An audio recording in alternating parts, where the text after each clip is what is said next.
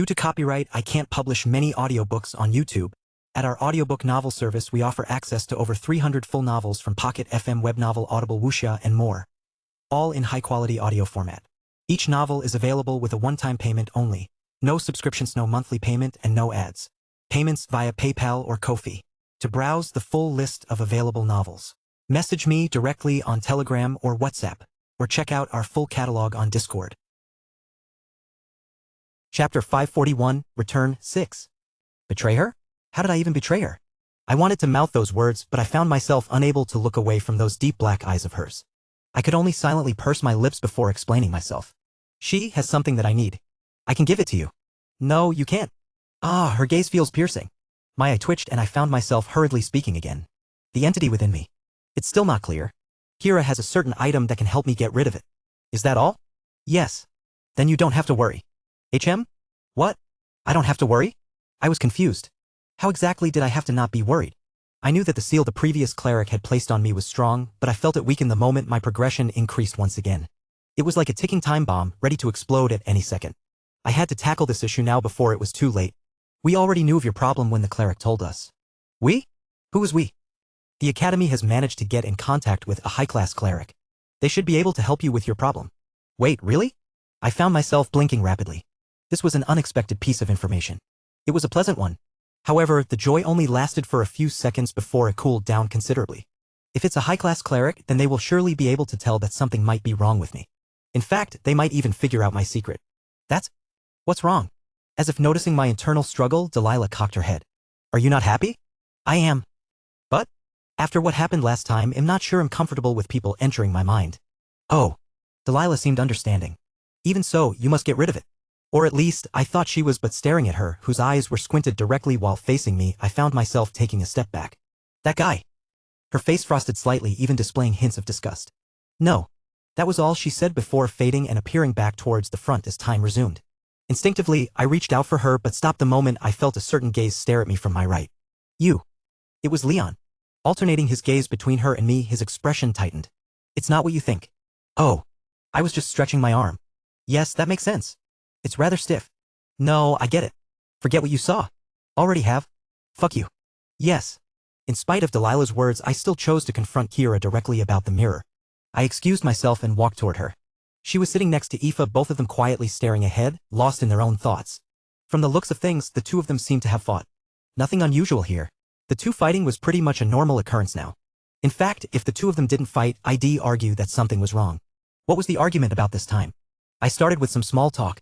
I wasn't really sure about how to start the conversation. It wasn't like I could simply ask Kira where the mirror was, right? She'd just look at me weirdly before becoming extremely wary of me. How troublesome. Recalling the time when I had asked her about her aunt and her response, I knew she certainly might be able to piece a few things together if I wasn't careful enough. Why are you asking? Despite my best attempts at not looking suspicious, the moment I approached the two of them, they both became suspicious. I could just tell what they were saying from their gazes. Has this guy lost it? What does he want from me? Do I owe him money?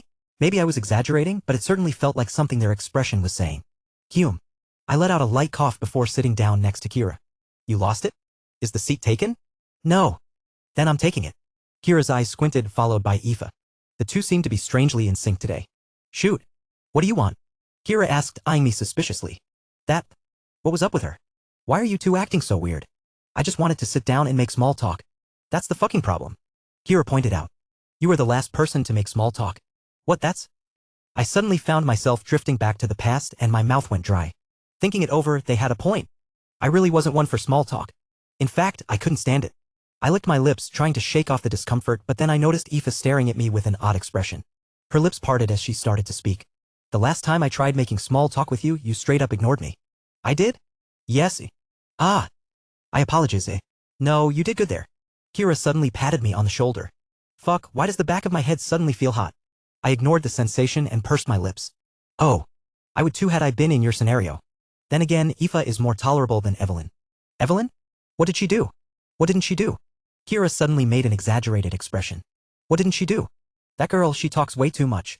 She's like some sort of clove-ranged mage, spitting one spell faster than the other. I wanted to refute Kira's words, but the argument never quite formed. Evelyn was indeed like a machine gun when she got comfortable. She'd fire off one word after another, each sentence faster than the last, leaving little room for anyone else to speak. The thought alone gave me a headache. Seeing how Aoife was also nodding her head, it seemed like she felt the same way. The three of us then started to chat together. The conversation quickly veered away from my original goal, drifting into all sorts of nonsense that had nothing to do with the situation. Apparently, the walls in the kasha were quite thin. According to Kira, Aoife would occasionally sing and it scared several cadets, making them believe that ghosts haunted some of the rooms. That was pretty funny to hear. Especially when I saw Aoife try her best to not be embarrassed while mumbling, "It wasn't that bad." You guys are exaggerating. No, it was certainly believable. There was also some gossip regarding Leon. That was one that was really interesting. According to Aoife, Leon was nervous before his match. He apparently carried a book of jokes around with him and recited them right before his match in order to calm himself down. I felt my worldview change upon hearing her words. Who would have thought Leon was like that? And also, please get ready. We will be departing now. The portals have been set up, so gather your belongings and enter the portal. Flicking my head towards the front, I suddenly noticed a portal had appeared with Delilah and the professor standing next to me. While taking a peek at Delilah, I noticed she seemed a little different than before. What exactly though? I rubbed the back of my neck. For some strange reason, the hair at the back of my neck was standing. We're leaving? Alright, I can't with this place anymore. Kira was the first one to stand up, looking all excited. She clearly didn't enjoy her experience here. However, seeing her like that, I felt myself grow more anxious. No, not yet, I've yet to And before I knew it, my hand reached out for hers. Wait. Kira froze on the spot, her eyes widening. That wasn't the worst part. No, it was the sudden chill that I felt at the back of my neck, threatening to consume me entirely. Inwardly panicking, I found myself pressing the second leaf. Fuck it, I should have done this from the start. And then I saw it. Kira's passed. Have they left? Rosanna Astrid asked, peering out the window of her office. Her eyes briefly lingered on the blue sky before drifting down to the city below. Several long lines stretched out, all waiting for food to be served. As she watched the lines, she sensed the presence of those from the Empire fading away, one by one, and her expression softened. Things are going to get quite busy soon enough. I should start preparing for that. Just as she was about to turn away, her gaze paused on a particular line. There, she spotted the silhouette of a figure, someone who seemed vaguely familiar, yet not quite. However, right as she was about to get a better look, the figure faded from her view, leaving her at a complete loss. How strange. She muttered to herself, rubbing her head. How very strange. Line up, please. If you want food, please line up in a single line. Food was slowly being served to the people waiting in line. The workers were efficient, handing out one meal and drink at a time. Despite their speed, the line never seemed to end. From children to adults, the line was filled with people desperately seeking food. Meat or veggies? An old man suddenly smiled, rubbing the back of his head with a sheepish grin. His gaze alternated between the meat and vegetable soup. Likes both, choose which? He was hungry. Want meat. Meat? The worker spared the old man a glance before filling the bowl. Okay. Thank you. The worker quickly handed the food to the old man, who quietly left. It was food. The old man felt very thankful to the worker. They were very, very nice. Even though he was very dumb, they gave him good. Holding onto the bowl, the old man walked away. He didn't really know where he was going, but his steps led him to a place that felt familiar. It was a quiet alleyway, and he sat down in front of a small set of stairs, beginning to eat his food. Just as he was about to take his first bite, a group of people appeared in front of him. Their clothes were ragged and their frames were thin. Even though things were slowly getting better, food was still scarce. Oi! The old man raised his head upon hearing one of them call out for him. A happy smile surfaced on his face. Yes? The people didn't answer and instead eyed his food. That's a lot of food. Ah, yes. The old man looked at the food in his bowl and laughed. Food, lots? He looked silly for his age, causing a small laugh to ripple through the group. They made fun of him, calling him all sorts of names. He's retarded. Taking food from him should be easy. Listening to the comments, found himself smiling. They talked to me. How very nice of them. Nobody liked to talk with him. Could he maybe become friends with them? Stepping forward, one of the group pointed at the old man's food. Give it to us. Looked surprised. They want his food? But we need food to work. Feed our families. You don't work, right? Ah, that makes sense. Yes, is stupid. He doesn't work and they work. Even though I is stupid, I is kind. He helps people. Okay. Sweet. This easy? As soon as the old man extended his bowl, the group of people moved forward to grab the bowl, but just as they were about to take it, a loud shout echoed. Hey! What sort? 3 people appeared at the corner of the alleyway. They glanced at the old man, who was quietly handing his bowl before shifting it towards the group of people. With machetes in hand, they looked intimidating enough to make the group of people step back in fear. Oh shit! Run! Wait! Seeing them run, the old man tried to stand and chase after them, but he was quickly stopped by the group of 3. Stop! Button. It's all right. One of the 3 cut him off, scratching the side of his neck. You don't need to give your food like that. Feed yourself first. They have plenty of food. The old man blinked his eyes while looking at the 3 people. They looked sad. Why were they sad? Oh, if you say so. Even though he said that he didn't touch his food. When they came back, he gave them. Seeing this, the expression of the three changed again. Hey, do you want to be friends? Friends? EMS head flicked to the three, his eyes sparkling. Friends? They want to be friends? But why do they look so sad? You can call me Gig. They started introducing themselves. Khan for me. And a Min. Gig, Khan, Min? Yes. M suddenly smiled. Why did the name sound so familiar? He can't remember very well. He is sorry he can't remember. No, it doesn't matter. He suddenly found himself bursting with joy. He made friends. Him dumb self make friends. Reaching out for him, Khan gently spoke. Come, let's go. Yes. The old man grabbed Khan's hand and moved away from the alley. As he did, his eyes fell on the sky above and a happy smile surfaced on his lips. Sky is happy, M is happy. End of the Kasha arc. Chapter 542, Black Fog, 1. Vumai. The space shifted, forming a small portal through which several figures emerged. We're back.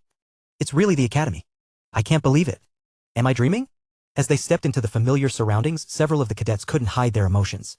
Though it didn't reach the point of tears, one could see the noticeable longing on their faces as they stepped into the familiar environment. It had truly been quite a while. Finally, they were back home. At least, this was how they felt at first. Wait, are we really back? In the midst of their cheers, they suddenly took notice of the academy's condition, their expressions quickly changing to one of bewilderment. What is this? Did we really return? Or are we still in the Kasha? To their shock and confusion, the academy they had returned to was nothing like the one they had left behind. If one could describe the current spectacle, it'd be ruins. This place is in total ruins, Leon thought while looking around him. The buildings were battered, chunks missing, and some collapsed to the ground. Vegetation was torn up and shards of glass littered the area, adding to the chaos. That wasn't all. As Leon surveyed his surroundings, he spotted several professors and guards in the distance, all moving with haste. Hurry up. We need help there. Quick. Their voices were faint given the distance, but he could hear it all. And yet, that wasn't the most surprising part. Far from it. Look. Take a look at the sky. When someone pointed it out, several of the cadets' eyes widened in shock. They gazed up at a section of the sky, completely grayed out, resembling the eerie sky of the Kasha from before. Thankfully, the gray patch in the sky wasn't very large, it only covered a specific area. Leon immediately recognized the direction it covered. It's coming from the same direction where the mirror crack is. His face grew grim, and when he turned to look at Julian, he found whatever word that was about to come out of his mouth get caught in his throat. What in the? Are you okay? Leon nudged Julian on the arm but received no response. Taking a closer look at him, Leon's face changed subtly. How could he not be shocked? Julian wasn't the type to show his emotions. Most of the time, he tended to bury his feelings deep within him even if he felt extreme fear. He only tended to show them when he found himself unable to. Usually, they'd be situations that were extremely dire or when he absolutely couldn't hold his laugh. This was what Leon knew and understood about Julian after spending so much time with him. It was how it was supposed to be, and yet, what happened? Julian's expression was one of clear surprise, mixed with what Leon could only describe as faint traces of fear. Fear? Julian? His face was pale, his lips dry, and his pupils were constricted. Even in the most dire of situations, Leon had never seen Julian like this. What in the world was happening? And then he snapped out of it. As if his soul had just returned to his body, Julian trembled, his pupils shifting before their eyes finally met. Leon took the chance to speak to him. He wanted to understand what was going on. Did something happen? I'm fine. But Julian cut him off, his voice sounding somewhat hoarse. I'm okay. He repeated as if that would make Leon by his words. It didn't. We're back? As if only realizing now that they were back in the academy, Julian looked around before nodding. That was a lot faster than I expected. Not bad. Julian was doing his best to conceal whatever was troubling him, and right as he did, the Chancellor stepped out of the portal. She then dismissed everyone present. But just before dismissing, she said something along the lines of, class will resume in a week's time. Take the time to rest. We're currently lacking in staff, so there might be a potential delay. She didn't explain any further. She didn't need to. Everyone clearly understood this wasn't something that they were supposed to know. In the end, everyone quickly left for their room or to head back home. Given the situation, they allowed the cadets to leave the premises. In fact, they encouraged it. He'll head back first. Julian quickly excused himself, and Leon watched him with a grim expression until he eventually disappeared from sight. He remained standing on the spot for an unknown period of time until he eventually pulled his gaze away. He didn't understand the reason behind Julian's weird actions, but he didn't pry further. This was his private situation. If Julian didn't tell him, then it meant it was none of his business. At least for now. I should get back too. Glancing at the time and seeing it was already 5 in the afternoon, Leon began making his way back toward the dormitories. The walk back wasn't long. It was about a 5-minute walk. Along the way, he would look at the state of the academy. It was a mess. The park Leon usually passed through on his way to the dormitories was a stark contrast to what it once was. Many trees were broken or split in half, benches were overturned, and many of the flowers were crushed. It was a sight that fully displayed just how serious the situation at the academy had been. Just what on earth happened? Surely the mirror crack's destabilization can't be this bad, right? It wasn't like this hadn't happened in the past. It was just that he had never heard of one this powerful before. This was especially concerning given how the mirror crack found at the academy was one of the weakest.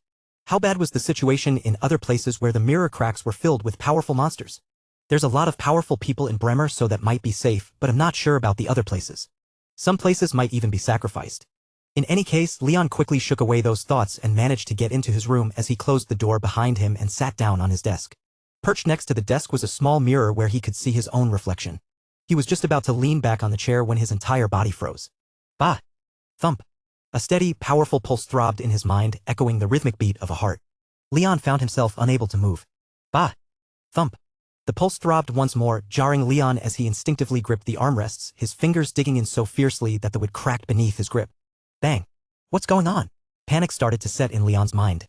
This was the first time something like this had happened, and he found himself losing control of his body. What sort of ooha? The shock intensified as Leon lifted his gaze, his eyes locking onto his reflection. Deep, dark lines marred his face, stretching down to his chest, where a faint, eerie glow bled through the fabric of his shirt.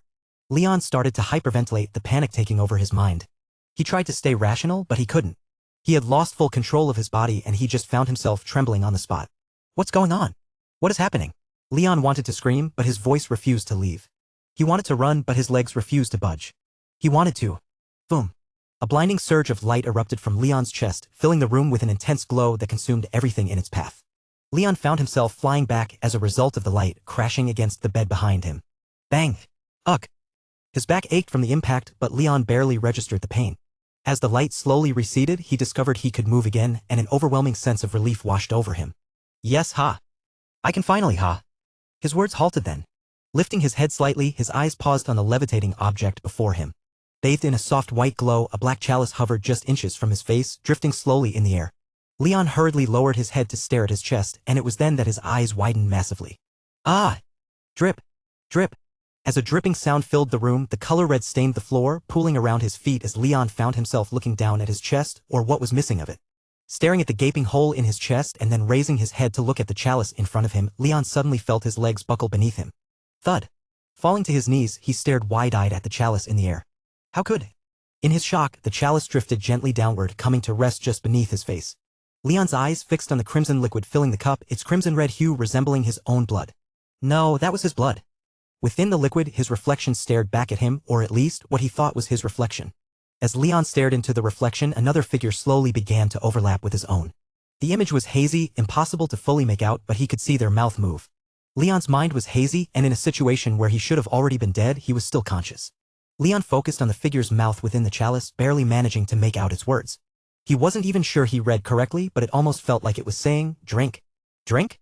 Leon's mind was very hazy. With all the blood loss, he could barely stay conscious. His mind raced, but given the weight of his situation, Leon found himself leaning forward, his lips brushing the cold rim of the chalice. The last thing he remembered before passing out was the iron-like taste, flooding his tongue and lingering in every corner of his mouth. Everything after that felt like a long dream. One that he couldn't recall any details about. No, that was a lie. He did remember something, but it was just faint. It was more like several voices, one that sounded like a conversation between him and someone else. The figure within the reflection. It went like, "You, who are you? What? What's going on? Who am I?" Replying to him was another voice. One that was filled with hesitation, confusion even. As though they had just woken up from a long and terrible dream. Right, I don't even really know myself. It's been so long. What? Noel. So he called himself. That's your name? Yes, that's my name. I am Noel. Noel Rowe. End of Volume 4, Part 1/2. Chapter 543, Black Fog 2. Clank. I closed the door behind me. I could hardly think. Everything around me was a blur as I stumbled, my hands brushing against the wall for support until I finally reached my bed and sat down. Ha! Ha!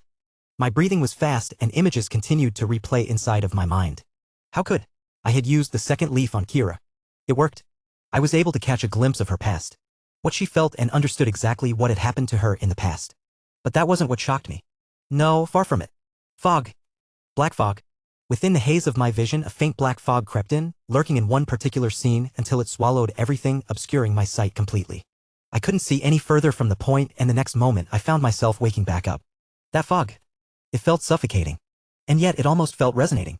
Something about the fog resonated with me, and that idea sent my entire body into a state of chills. Normally, something like this wouldn't faze me, but for some reason, the black fog repulsed me, filling me with a deep, unsettling dread. What was it? The mirror. The worst part was what the black fog hid. It shrouded the very scene tied to Kira's deepest trauma, the key piece to understanding where the mirror was. Everything cut off from that point, and I couldn't figure out what happened next. How troublesome. I wiped the sweat from my forehead and glanced toward the nearest mirror, checking my reflection. My hair was disheveled and my face was pale. I looked as though I had just woken up from a long coma, one that may have lasted several years. I thought I'd get my answers by using the second leaf, but it only made things more troublesome for me. What is that black fog, and why do I feel so uneasy about it? What about the mirror? Where is it? Do I really have no choice but to talk about it with Kira? What about the cleric Delilah talked about? Should I? All sorts of thoughts and questions flooded my mind all of a sudden. They left me in a state of complete confusion, struggling to figure out which direction I should take. However, I knew I couldn't afford to waste time lost in my thoughts. Therefore, after a few short minutes, I clenched my teeth and stood up. Even though things seem safe for now, I can't afford to waste any more time. He might try to take control of this body again. Yes, I should just talk with her. I had dragged this out for long enough. Need to figure out where the mirror is before it's too late for me. How suffocating. A pair of red eyes gazed blankly at the white ceiling above. Everything feels suffocating. Her soft mumbles echoed in the otherwise quiet room as she cradled her head in both hands. The room was dark and her eyes shone within the darkness. Kira really hated the darkness.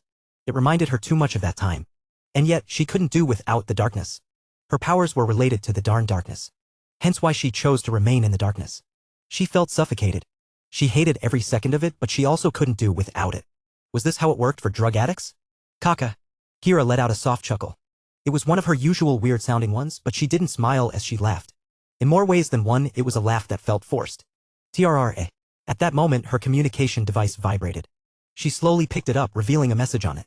I've been told about the break. Come back home. The sender was none other than her father. CRAA. A cracking sound echoed in her mind like the sound of a crack forming in a plate. A new message appeared right after. It has been a long time since you last came back home. It would be good if you came. Bring your friends along. Cry. Even more cracks began to spread within the plate, widening with each passing moment. Kira's face started to falter. Your stepmother is pregnant. You're going to be a sister sewer. Bang. The communication device flew across the room, shattering into millions of pieces upon impact. Kira's face changed as she looked at the remains of the communication device. It was dark, but she could see everything. Suffocating. Muttering to herself, Kira walked over to the nearest drawer, pulled out several licorice sticks, and popped them into her mouth. They helped her alleviate some of her stress, but not enough. She licked her lips. They were quite dry. A strange tingle ran through her body, making her left eye twitch as her gaze drifted toward another drawer. Ha! Ha!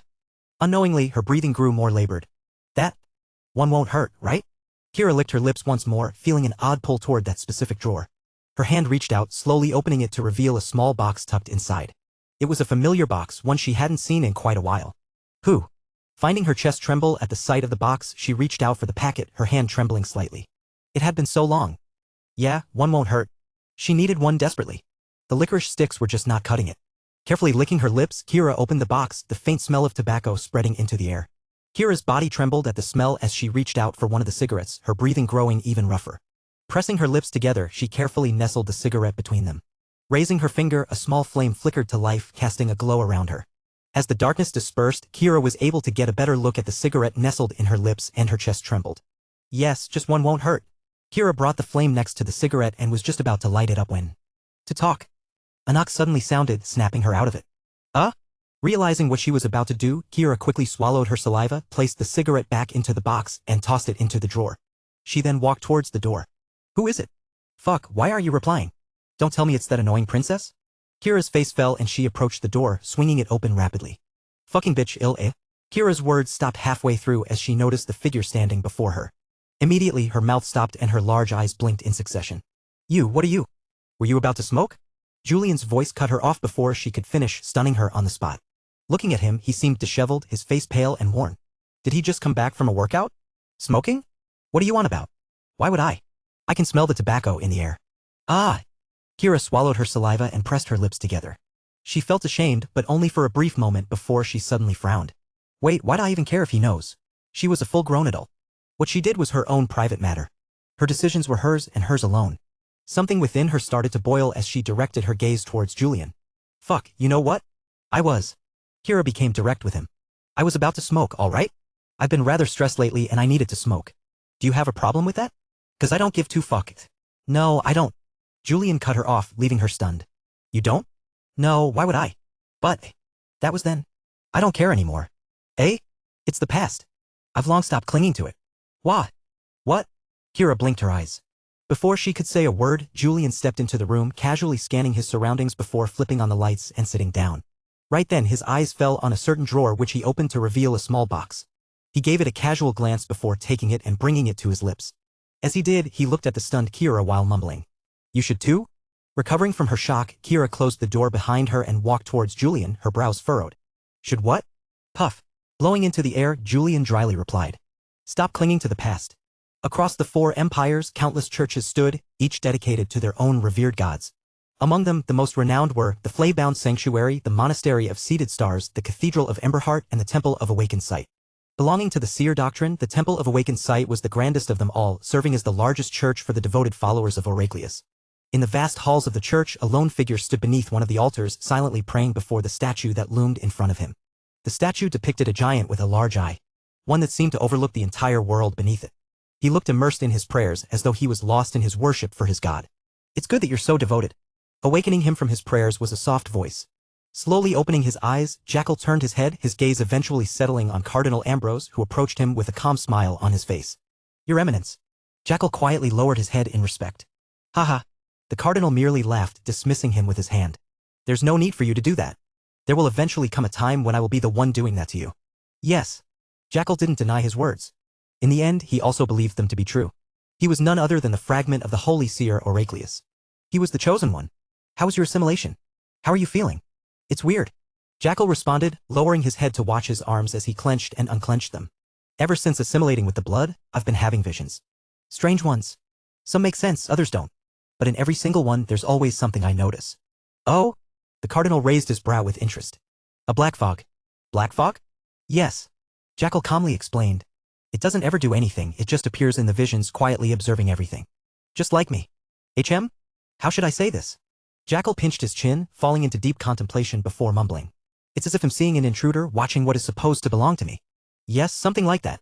It had occurred in his most recent vision, one of a very grand place where a small child with long white hair and red eyes appeared. The black fog appeared there, obscuring his vision.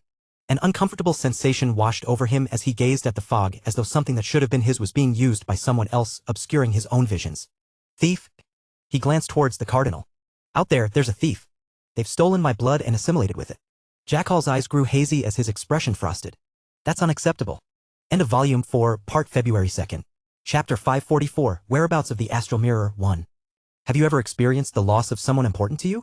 Kira's voice drifted carelessly through the air as she stared absent-mindedly into the ceiling of the room. Alongside the drift of her voice, smoke swirled through the air. I have. A dry voice replied shortly after, a pair of hazel eyes fixed on the ceiling above. The two sat side by side, enveloped in the comforting, familiar scent of smoke. Not too close, but not too far either. Then do you remember the last thing they said to you? I do. The last meal you shared? Of course. The last laugh you shared? Yes. The way they looked at you before you lost them. Julian paused and looked at Kira. She seemed lost in her own thoughts, her mind drifting towards a certain memory. He nodded once more. It's all I can ever do. How could he forget when it was all he used to think about? The last meal, the last joke, the last goodbye, the last everything. He remembered all of it.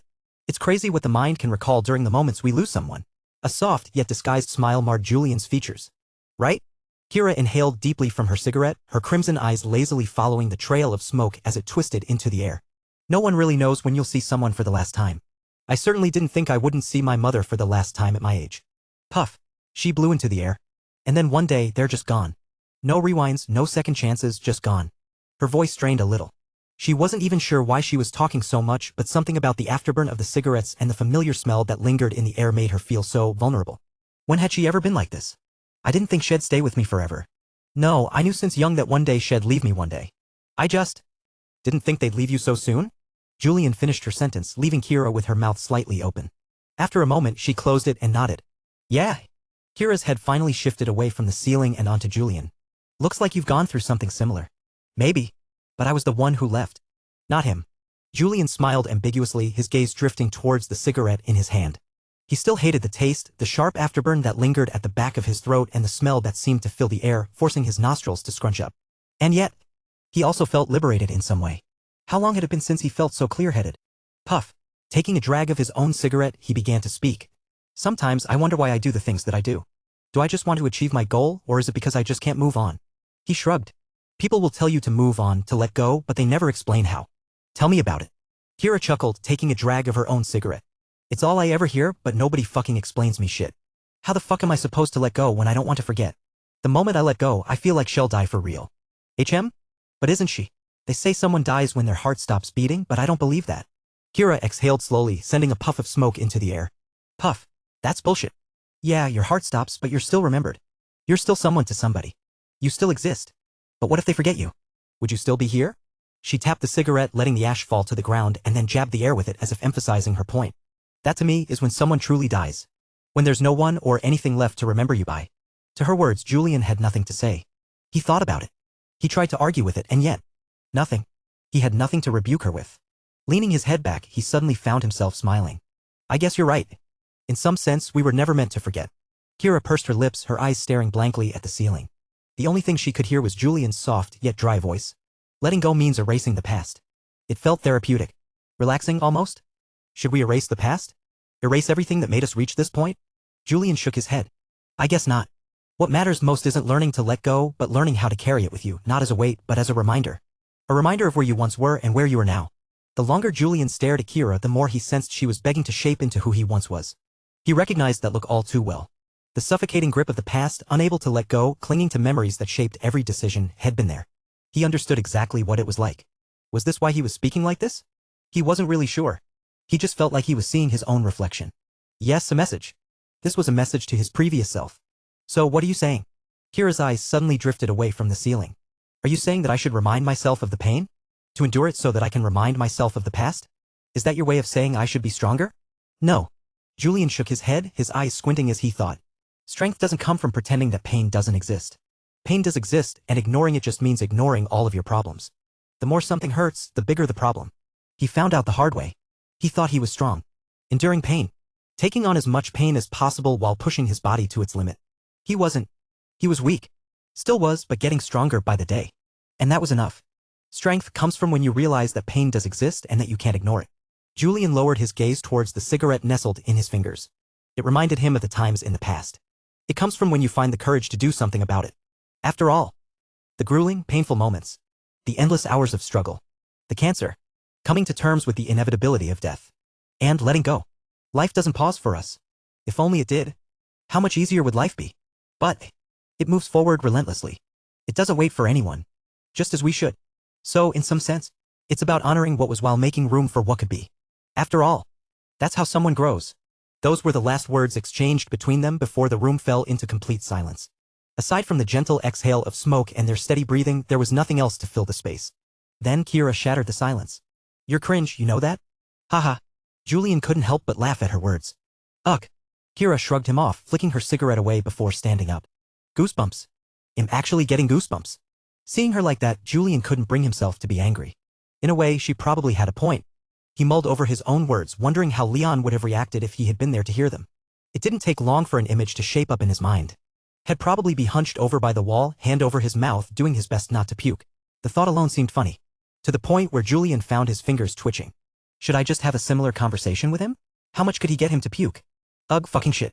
Standing by her desk, Kira had her hand on her shoulder, muttering a string of curses under her breath. The more Julian looked at her, the more she just seemed to remind him of his past self. Was this why he had spoken so much nonsense? Maybe so. Kira probably didn't understand what he meant by what he said. She probably wouldn't for a while, and that was okay. It took Julian an endless amount of pain and torture in order for him to get to this point. And even then he was still far from perfect. He was still growing, and he was fine with growth. He had now learned to accept it. Kira was not yet there, but Julian could see she was trying even though she was failing miserably at it. That was why she reminded him so much of his past self. But even then, this wasn't the reason he had come to talk to her. Ugh. I know I was also not that good, but I need your help. Kira was cut off mid-curse as her head snapped toward him, noticing the shift in Julian's demeanor from a calm, collected presence to something colder. His sudden shift in demeanor threw her off. What sort of? I've got something in me. Julian lowered his head to grasp his shirt. It's trying to take over this body of mine, and even though I've managed to seal it for now, I don't know when the seal will break. It can be next month, it can be next week, it can be tomorrow, or it can even be now. Kira found herself unable to move as she listened to his words. I'm managing so far, but it's taking a toll on me, you know? Kira licked her lips. Not knowing when this ticking time bomb can explode? If it truly takes over, what am I supposed to do? How can I stop it? That? Kira scratched her forehead. Can't you just tell the academy? Yes. Already have. The reason it's sealed is because I got help from them. Then? It's not enough. Kira swallowed hard, a sudden wave of nervousness washing over her. Something about the way things were unfolding made her uneasy, as if she could sense where this was heading, and it was making her skin crawl. This it couldn't. No, but it's impossible. There's no way. And yet, when she raised her head to look at him, all she saw was the all-knowing look in his eyes. Ah! The mirror, I need it. Kira felt her entire body sink as if plunged into the depths of a dark sea, the pressure closing in around her, suffocating her with each breath. Without realizing it, she took a step back, instinctively trying to escape the moment. How? All sorts of thoughts swirled in her mind. How does he know? There's no way he knows? It can't be that he. But before things could further escalate, Julian pressed his finger against his temple. I have a certain skill, he said, his voice just barely managing to get through her. When she paused to look at him, he clenched his jaw for a moment, a low breath escaping his lips before speaking. It's just glimpses, pictures, but for a brief moment. I can see the future. Chapter 545, Whereabouts of the Astral Mirror 2. Kira took a moment to fully digest my words. Pinching the middle of her brows, she opened her mouth and then closed it before opening it again and closing it again. You what now? When she finally managed to speak again, I found her looking at me as though I was some sort of lunatic. No, I really wasn't lying. I can see the future. Yes, I heard you the first time. Then? You're drunk, aren't you? What sort of bullshit are you spouting? No, I'm not. I lowered my head to stare at the cigarette nestled in my fingers. With a shake of my head, I flicked the cigarette away. Oi. You did it too. But this is my room. Too late. TSK. I disregarded her and stomped my foot on the butt of the cigarette, extinguishing it. In the meantime, Kira sat down on the chair next to her desk. She sat there in silence for a few seconds before finally opening her mouth again. So, about the nonsense you previously said, are you for real? I raised my head and looked at her. Her expression changed shortly after that. Given my current expression, she probably got the message. And you're saying that the reason you think I have the mirror is because of your ability to see the future? Something like that. I thought for a moment before adding. I can't see much of the future. Just flashes and images. It happens randomly and it's part of my innate skill. Oh. Kira still didn't seem very convinced. Couldn't really blame here, but considering how many unique, innate skills existed, this wasn't too far-fetched. There were, after all, many people who had similar foresight types of skills in the world. There were types that required certain relics, while others were more random, sporadic like mine. And in truth, I wasn't actually being extremely truthful to her. I was severely downplaying my ability by quite a lot, but it couldn't be helped. The ability to see the future was very closely tied to Oracleus.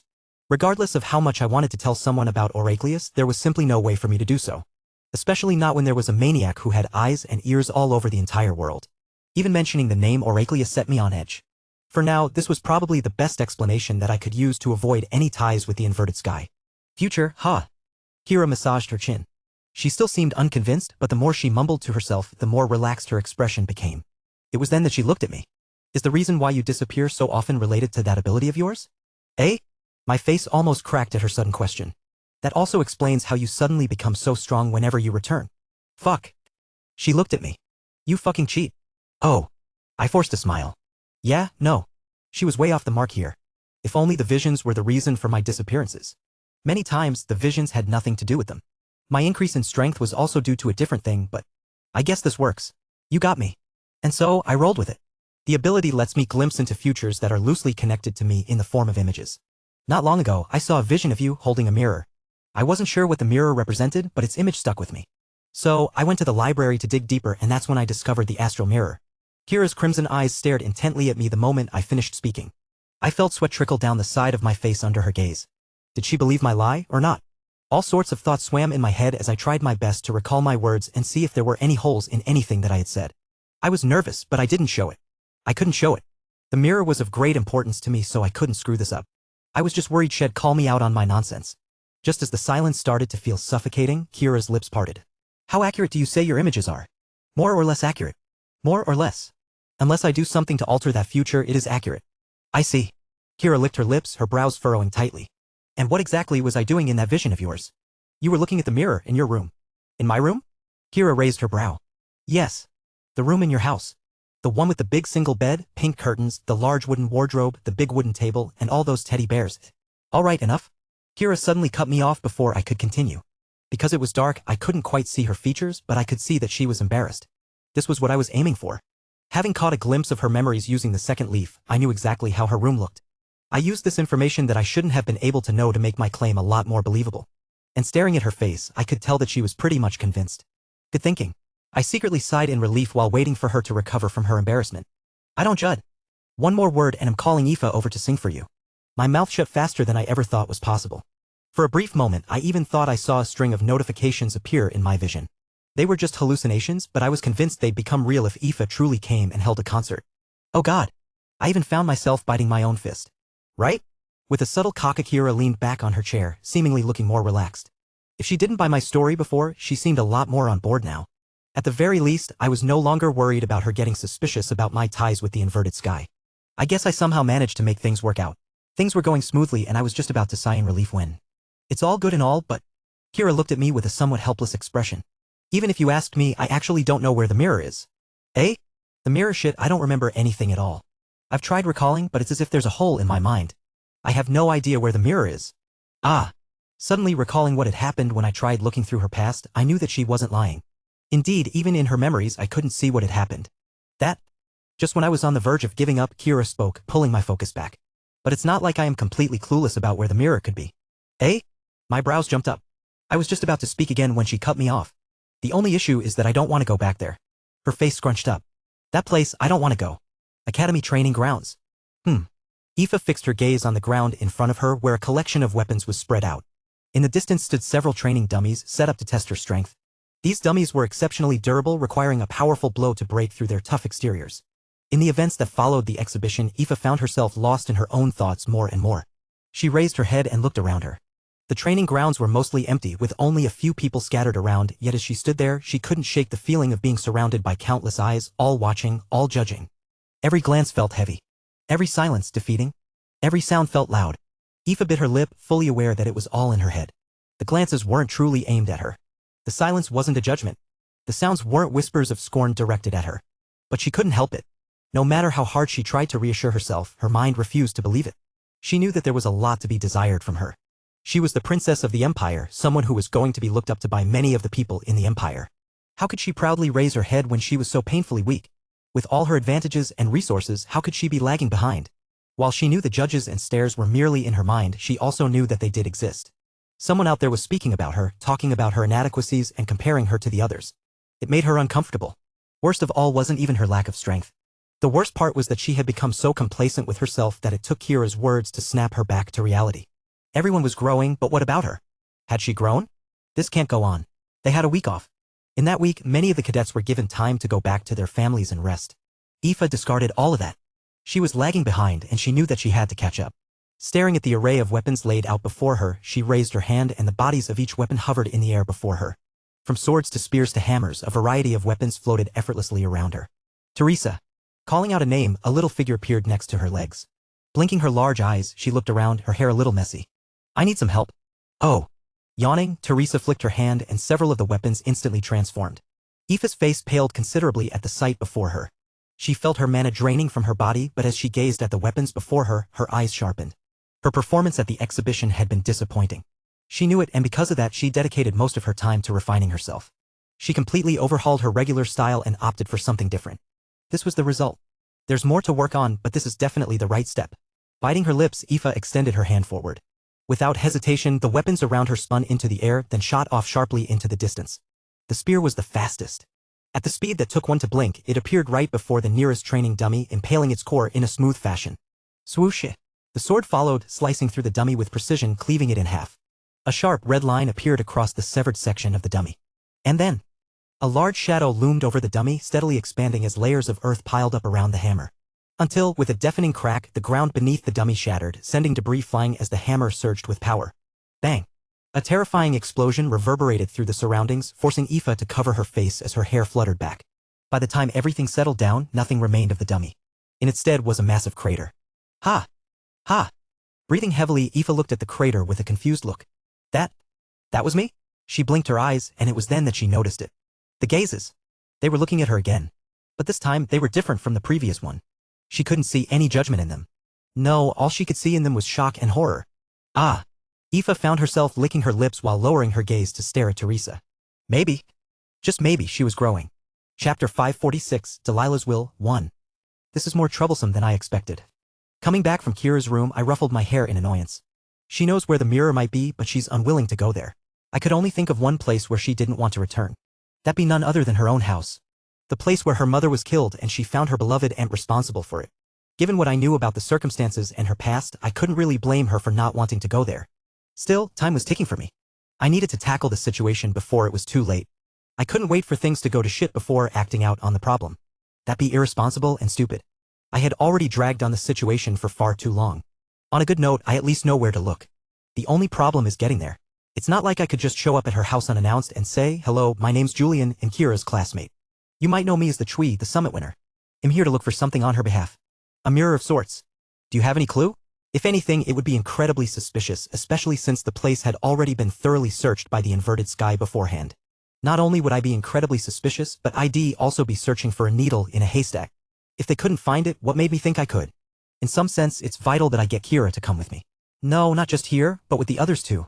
I had to make it seem like some sort of friendly homecoming to throw off any suspicion. Kira might also be more comfortable if more than one person came with her.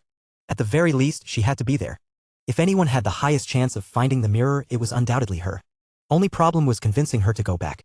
Remembering the expression she had when talking about her place, I knew convincing her wasn't going to be easy. As a matter of fact, it probably seemed like an impossible mission. Even so, I had to try. This was too important for me to give up on or drag on for any longer. And this is also a great opportunity considering that we have the week off. It wasn't easy to get free time and leave the academy grounds. I planned on getting my hands on the mirror before the academy resumed. Alright, I guess I should.